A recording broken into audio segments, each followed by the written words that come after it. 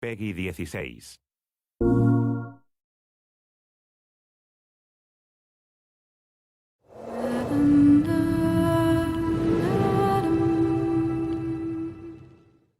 Quantic Dream has always been about creating interactive experiences that have emotion at their core.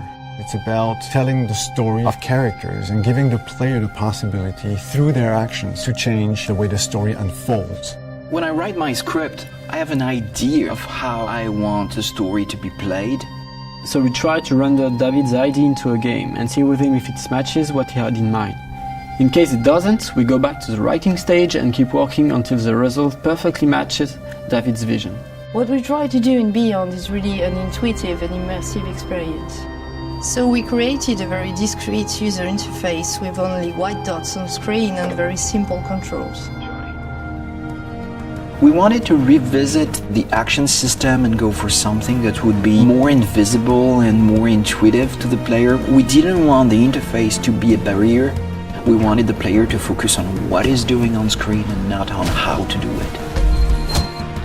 Ideally, the player will forget that he has a controller in his hand and will just jump into the screen. One of the major revolutions in Beyond is the way Jodie Holmes moves. Depending on the context, depending on your emotional state, you see the character of Jodie moving differently, walking differently, looking around differently. And most importantly, to give the player the feeling he's really in control of the character, he can do almost anything he wants to do. She can talk to other people, interact with objects, and also run, jump, shoot, drive a motorcycle, or even ride a horse. What was really challenging also is that the story goes on for 15 years of Jodie's life. When Jodie's a kid, for instance, you can do different things than when she is a teenager or an adult. Giving this much animation to a character, it's really new. It has never been done to that extent, and it really makes the character come alive like never before.